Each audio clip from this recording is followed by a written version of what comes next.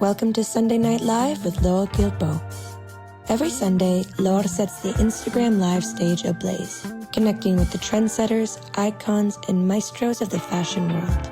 From stylists and models to actors and producers, you name it. We take those Sunday Night Live, Instagram Live moments and package them into a weekly podcast. Bonjour et bienvenue dans Sunday Night Live, j'espère que vous avez passé une bonne semaine. Aujourd'hui, mon invitée est Bénédicte Épinay, qui est présidente et directrice générale du comité Colbert. Bonjour Bénédicte. Bonjour Laure, ravie d'être là avec toi. Merci d'être avec moi ce soir. Enfin, en toute transparence, c'est enregistré, donc on va dire aujourd'hui. Fin d'après-midi ensoleillé. Voilà. Alors, Bénédicte, tu es dans Sunday Night Live notamment parce que le comité Colbert organise un événement du 3 au 5 octobre au Grand Palais. Est-ce que tu peux nous dire de quoi il s'agit? Oui, absolument. Donc l'événement s'appelle Les Deux Mains du Luxe, d'orientation à destination des jeunes et des adultes en reconversion pour recruter une nouvelle génération d'artisans. C'est la 5e édition. Et la raison, c'est qu'il y a, en sortie de Covid, en 2022, quand j'ai demandé à mes maisons, c'est quoi votre top priorité pour l'année?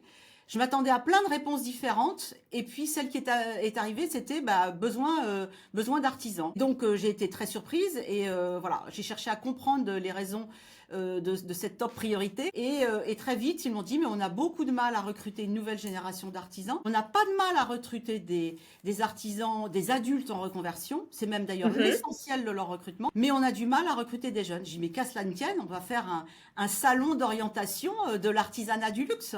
On est au Grand Palais, donc on est particulièrement fiers. Voilà, donc on a 32 maisons du luxe, les plus belles que tu connaisses. Qui seront là pour faire tester les visiteurs, quoi, jeunes, que vous soyez juste passionnés du luxe, vous écoutez Laure tous les dimanches, vous êtes passionnés du luxe, venez parce que vous allez pouvoir faire quelque chose de vos mains chez Hermès, chez Chanel, chez Baccarat, chez Cartier, chez Boucheron, voilà, et bien d'autres.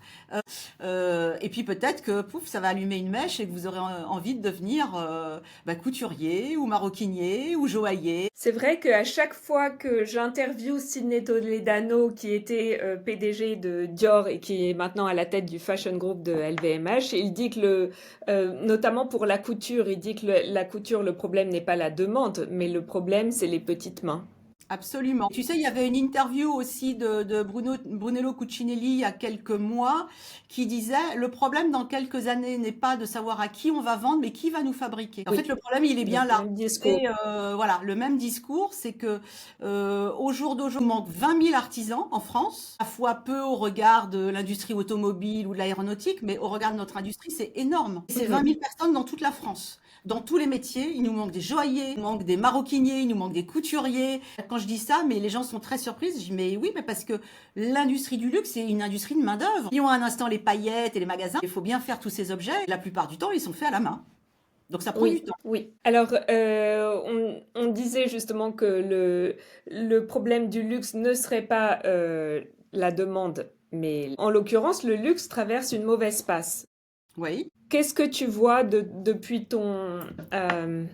Alors, ta position? d'abord, comme tu le sais, ça fait longtemps que je suis dans cette industrie. D'abord comme observatrice en tant que journaliste, voilà, un peu de manière un peu plus insider depuis que j'ai pris la tête du comité Colbert. C'est vraiment pas la première crise. Vraiment, moi je me souviens d'un article que j'avais écrit au moment de la toute première guerre du Golfe, où j'avais écrit rien ne sera jamais comme avant.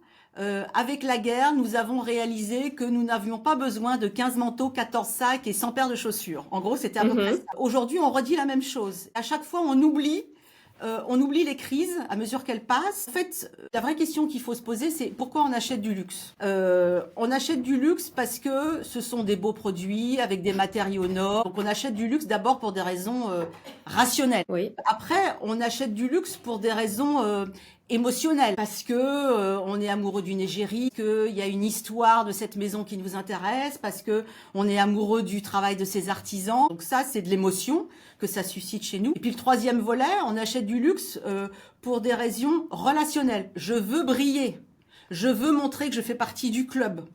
Donc j'ai le sac, j'ai les chaussures trucs et j'ai la robe et voilà. Et comme ça, ça m'inscrit dans une forme de club. Et ça, en fait, ça va jamais bouger. Ça, c'est une constante des millénaires. Les pharaons, quand ils se faisaient enterrer avec tout leur faste. C'est vraiment une constante des siècles, une forme de fil qui existe toujours. Pareil, les matériaux nobles, pas parce qu'on est en crise que les matériaux nobles n'existent pas parce qu'on est en crise que on peut pas tomber amoureux des savoir-faire. Ce qui marche plus là, c'est l'émotion. Ce qui marche plus là, c'est que il y a une forme alors on l'a écrit, je l'ai lu 10 000 fois, de fatigue qui est liée à plein d'éléments, mais je pense que les autres éléments, d'abord sont une constante et vont venir recompenser ce qui manque côté émotion. Et puis du reste, moi je suis assez optimiste pour les années à venir. On dit que les maisons sont en manque de créativité. Là, je crois qu'il y a 17 nouveaux créateurs à la prochaine Fashion Week. Donc Oui, on va assister là dans les mois à venir. D'ailleurs, la période va être absolument palpitante à une déferlante créative. Je veux dire, il n'y a pas d'autre mot. Donc cette déferlante créative là, elle va se traduire en magasin au premier semestre 26. Donc moi je suis quand même assez optimiste sur ça. Je suis assez optimiste sur le fait que toutes les maisons elles ont compris que l'élasticité des prix supposés du luxe, elle avait une limite. Je pense que tout ce qui va arriver sur le marché là probablement va être moins cher. mhm. En tout cas, c'est ce que souhaitent les consommateurs et je pense qu'effectivement, les maisons seraient tout à fait éclairées de les écouter. Oui, parce que les maisons ne peuvent pas baisser les prix. En revanche, elles peuvent introduire de nouveaux produits Voilà, qui sont peut-être un peu moins... moins cher ouais. probablement. Je pense que c'est selon toute vraisemblance ce qu'on va voir là dans les mois à venir.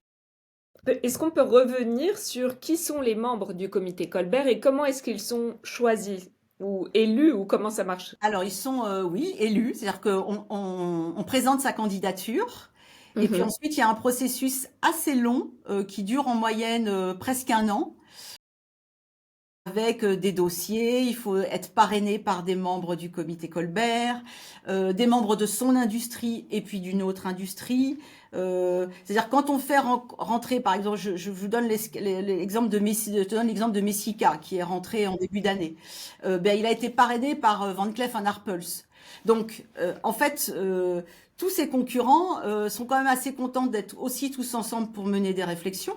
Mais c'est le cas de la Fédération de la mode et de la couture. Ça ne rassemble que des concurrents qui sont quand même capables de travailler sur des sujets Oui, d'intérêt commun. Ce que je fais au comité Colbert est à peu près similaire à ce que peut faire Pascal Morand à la FHCM. Voilà, donc on se concentre sur ce qui nous rassemble. Donc pour revenir à nos membres, donc il faut être une maison française mhm. de naissance, forcément d'actionnariat, parce que sinon je n'aurais plus Lanvin, je n'aurai plus Baccarat, je n'aurai aucun palace à Paris. Ce qui Oui, compte, c'est la naissance française et le fait que la création se passe toujours à Paris. L'acte créatif se passe à Paris. Après, l'actionnaire peut être chinois, dubaïote, peu importe, qatari, mais il faut que la maison est voilà. Donc ça c'est très important parce que c'est l'identité française de cette association. Nous ne rassemblons donc que des maisons françaises. Aujourd'hui mhm. 98, 15 à la création, mais à la création il y avait déjà Hermès, déjà Cartier, déjà Dior qui était tout petit, parce que Dior a été créé en 47, nous on a été créé en 54. Dior était pas très grand au moment de la création du comité Colbert. Et donc aujourd'hui, 98 maisons et 17 institutions culturelles. Le château de Versailles, le Louvre, le musée d'Orsay, le musée des arts décoratifs, l'Opéra de Paris et bien d'autres.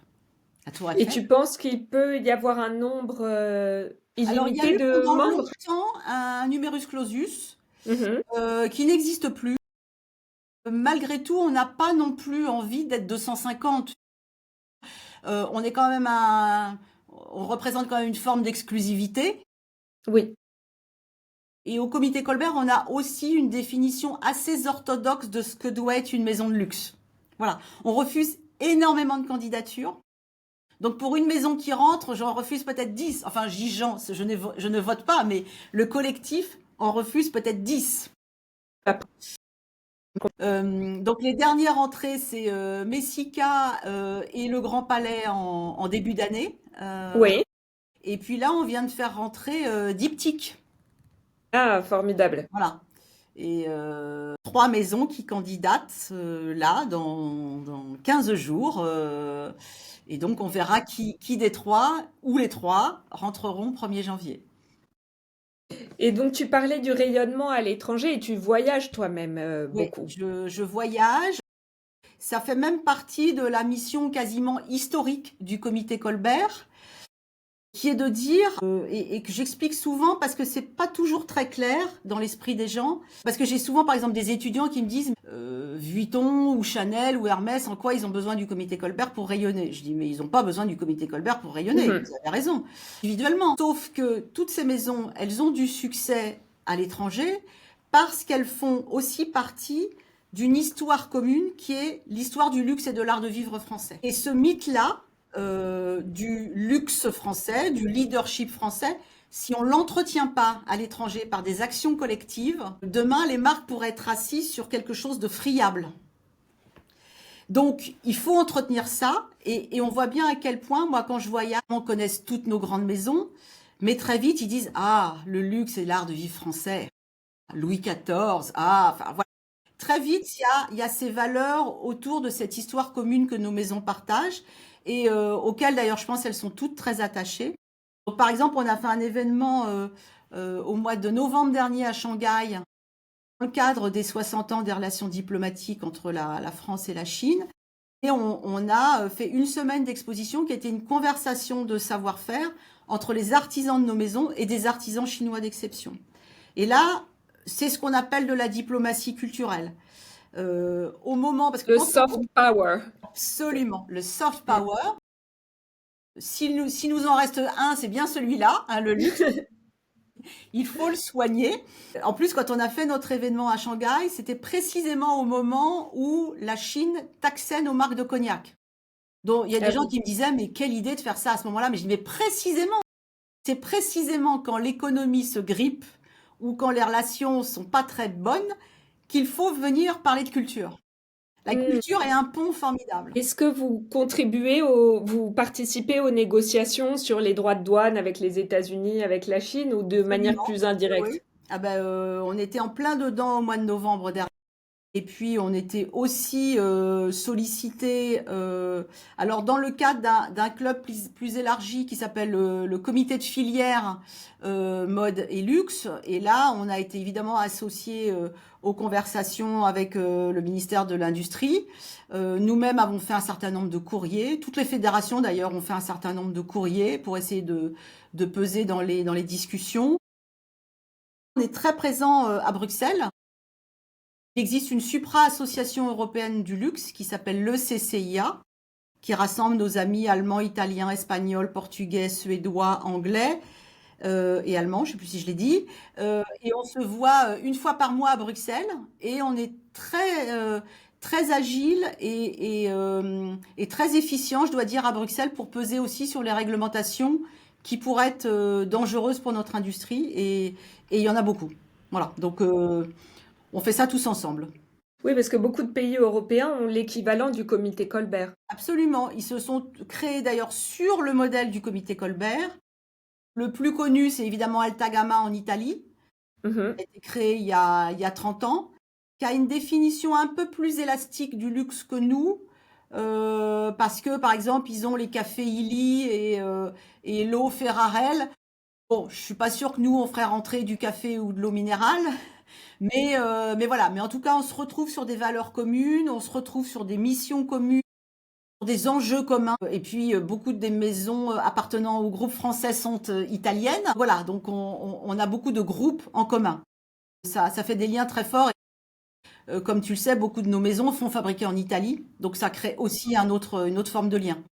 Oui. Est-ce que tu as une anecdote pendant tes voyages qui reflète le rayonnement du luxe français? Je pense toujours à cette anecdote que Bernard Arnault raconte souvent, régulièrement en tout cas, quand il est arrivé à New York, il a pris un taxi et le chauffeur lui a dit Vous venez d'où? Il a dit la France et le chauffeur a répondu Ah, la France, Christian Dior. Oui, Et donc alors, ça l'a marqué. bah évidemment, on imagine. Et ça, c'est très fort. Moi, ce qui m'a vraiment surprise le plus, je pense, quand je suis arrivée au comité Colbert, et je pense qu'on n'en a pas conscience, c'est l'extrême puissance, alors évidemment de nos maisons, mais au-delà de nos maisons, de ce luxe et de l'art de vivre français. Ça a une puissance absolument incroyable. On est clairement une espèce de phare. Je dois dire que je n'avais certainement pas réalisé à quel point, et si j'en reviens à la Thaïlande, ce qui surprend beaucoup, mais c'est la même chose par exemple pour l'Inde, ce qui les surprend beaucoup, c'est comment vous arrivez à mettre des concurrents d'une table, et en Thaïlande comme en Inde, ce qui les surprend beaucoup, c'est comment vous avez réussi, vous les Français, à transformer des savoir-faire séculaires en marque de luxe. Ça les bluffe. Parce qu'ils nous disent, mais nous aussi on a des savoir-faire, on est les plus belles brodeuses du monde. Ben, je dis oui, évidemment. Le savoir-faire est une chose, le marketing, l'histoire des maisons, enfin voilà, le savoir-faire n'est pas tout. Comment dire, une pierre sur laquelle on peut construire beaucoup de choses, mais ça ne suffit pas.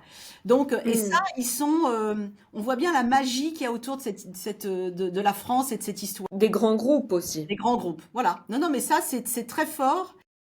Et vraiment, je pense on n'est pas assez conscient. Bah, tu sais, on est toujours les premiers à vouloir se taper et dire qu'on n'est pas bon. Et bon, voilà. Dans ce domaine-là, on est les meilleurs. À critiquer la France, c'est Voilà, vrai. absolument. Quels sont tes voyages à venir? Alors, mon prochain voyage, grand voyage, je vais à New York au mois de novembre pour préparer un événement que nous organisons l'année prochaine à New York, qui m'excite déjà beaucoup, parce que on fête l'année prochaine, enfin les deux présidents Macron et Trump ont décidé l'année prochaine de fêter 250 ans d'amitié franco-américaine. Donc on oublie les tarifs, on va faire de la diplomatie culturelle, et l'ambassadeur de France à Washington nous a demandé de réfléchir à un événement, ce qu'on a fait bien volontiers. Et donc, on sera à New York au mois de mai l'année prochaine dans ce magnifique centre culturel qui s'appelle The Shed, où on présentera l'histoire américaine de nos maisons, parce que toutes nos maisons, elles ont dans leur histoire un chapitre américain. Merci beaucoup, Bénédicte. C'était un Merci, Laure, plaisir pour de ton te accueil. recevoir. Voilà, Et plaisir d'avoir eu puis, cette conversation avec toi. Merci pour ton je accueil. suis ravie. À très À bientôt. très bientôt.